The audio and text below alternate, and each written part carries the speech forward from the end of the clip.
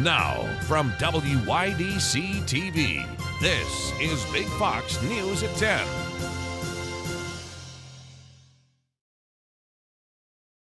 Good evening, I'm Anna Manuel. Families in need of supplies for young children are receiving help from a local church. Our Josh Studle tells us about First Baptist Church's Baby Bank donation drive. The Twin Tiers Baby Bank, located here in Painted Post at the First Baptist Church, are now accepting donations to help families in need. The Twin Tiers Baby Bank has provided diapers and other supplies to children for nearly 7 years, and the demand has only increased.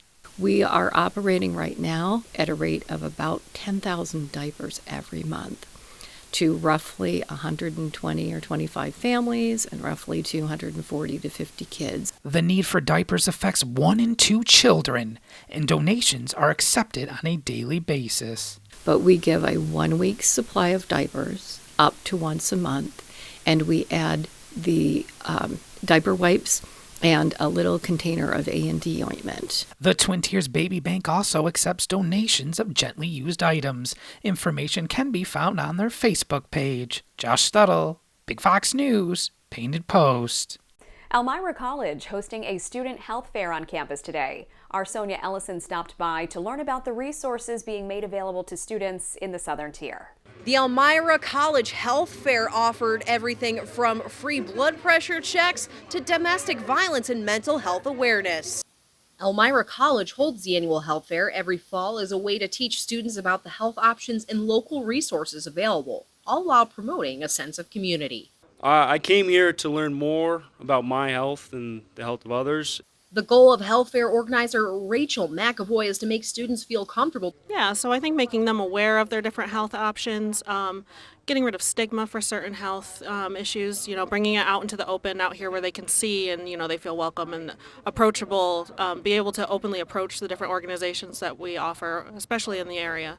Make them more familiar with resources outside of the campus as well as the resources that are here on campus. The health fair offers free blood pressure checks and at-home COVID tests if you're in need.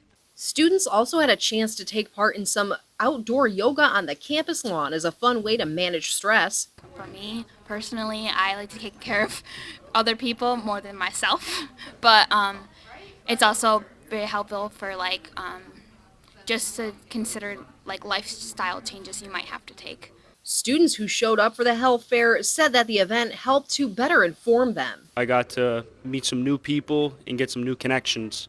According to a 2022 survey, only half of all college students agreed that student health and well-being was a priority at their university, but students here said the event helped them feel better connected and supported. It's very important. I mean, not all of us are aware of some of these laws in America, especially like someone who is from Ghana.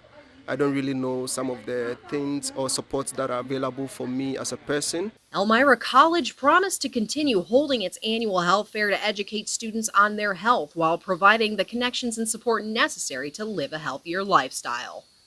Sonia Ellison, Big Fox News, Elmira. A home on Davis Street in Elmira is damaged after an early morning fire.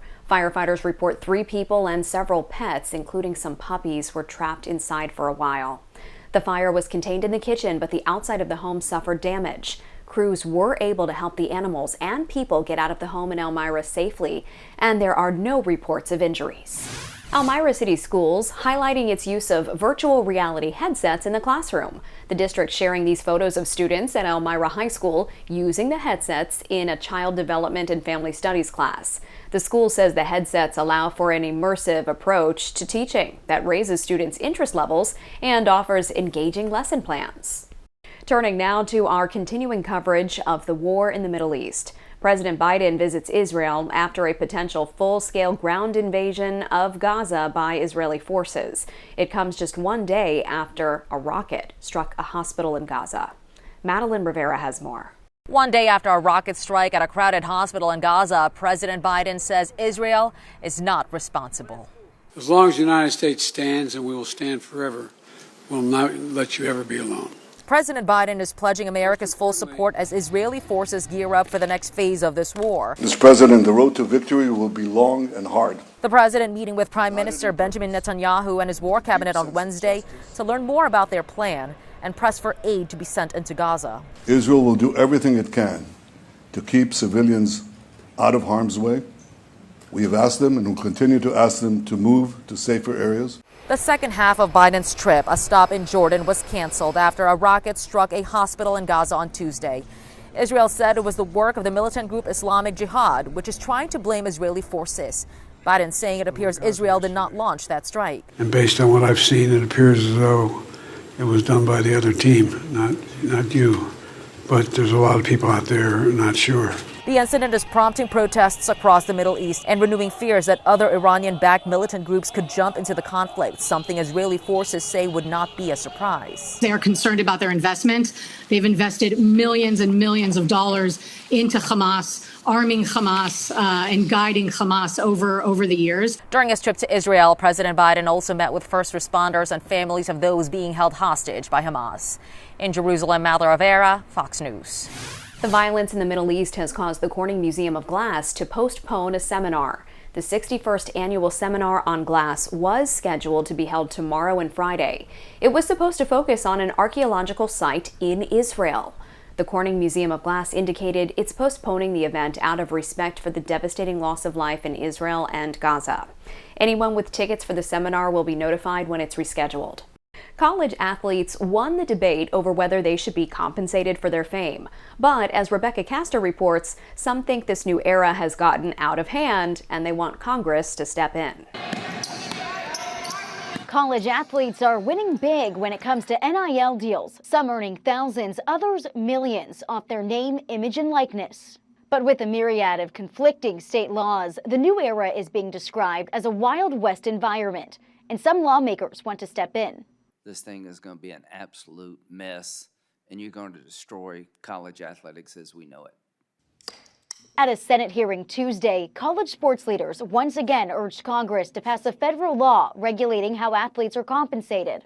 Since 2021, several bills have been drafted, but none have gained traction. College sports are also long overdue for a change. The NCAA says some states have passed NIL laws that give their universities an unfair advantage in recruiting. And some students are falling into pay-to-play territory, which is against NCAA rules. We are concerned that management of college athletics is shifting away from the universities to collectives. But in their 10th hearing on college sports since 2020, lawmakers focused on whether student athletes should be considered university employees. It is central to our model that our student athletes be students and not employees. I've talked to probably 1,000 student athletes since I got this job. And I haven't talked to one yet who wants to be an employee. With Congress currently dealing with a full roster of domestic and international issues, it remains to be seen if any movement on college sports legislation happens this session.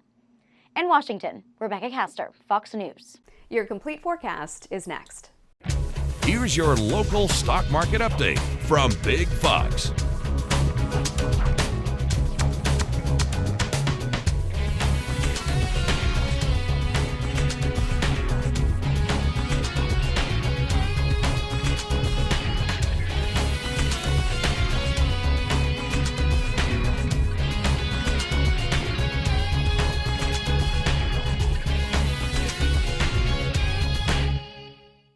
Now, your Twin Tiers forecast from Big Fox.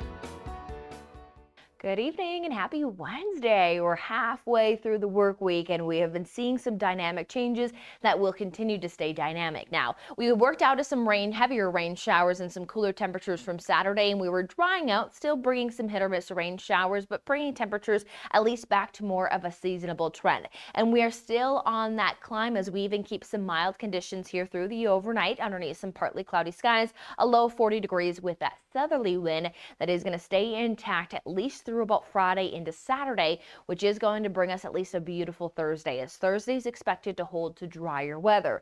Now, we are going to start to signal, though, that system moving in, which is going to bring some increasing cloud cover, and then we will move into some breezy showers rolling throughout our Friday into our Saturday, where Saturday looks to have the best coverage with the complex system overhead and continuing to intensify as it works its way to the north. And we'll detail that system here in a moment, but as mentioned, we have a gorgeous Thursday setting up, and this is going to be your best chance to enjoy some sunshine before we will hold to mainly wet conditions. Might get some sunshine for Sunday, but we'll keep an eye on that trend. However, as we start off the day into the 40s, sunshine will be able to bring our temperatures into those 60s. Now, we do have some increasing cloud cover, but still a pretty pleasant day. But that increasing cloud cover is going to be ahead of several low pressure systems set up. Now, there's lots of low pressure systems here, and low pressure systems typically mean active weather. What we want to watch is that this low pressure system here that is closer to portions of New York is going to be moving up the east coastal areas. Now, these two low pressure systems are coming from the Midwest and moving through the Great Lakes area. So with these systems merging up and will all continue to head towards Maine and merge, will allow for that widespread moisture potential as well as pretty windy conditions. We see that as those systems move off and try to intensify, we get those winds to peak upwards of 30 miles per hour on Sunday, and that is actually going to be following that system. So we actually bring in a northerly wind, which is going to bring us a cooler push of some weather. But at least ahead of that system, we do keep that southerly wind through Saturday up to about 20 to 25 miles per hour. Now, we'll start to feel that wind by the end of the day Thursday. Much of the daytime forecast looking pretty gorgeous. So again, take the advantage of enjoying an above normal day for October before we turn to these wetter and then cooler conditions. Now, we still have that southerly wind, so we're still mild. However, we have those winds increasing and we'll have a few chances for some light rain showers. It is expected to be exceptionally light on Friday, so some outdoor plans possible. You'll just have some hit or miss activity, and then conditions start to increase as we head into Friday or Saturday, where there's a better chance for some shower coverage. Still fairly mild, but then that cooler air moves in, which will gradually dry us out. And then we're also keeping an eye on Tuesday morning, where we could have our first frost and freeze across the region.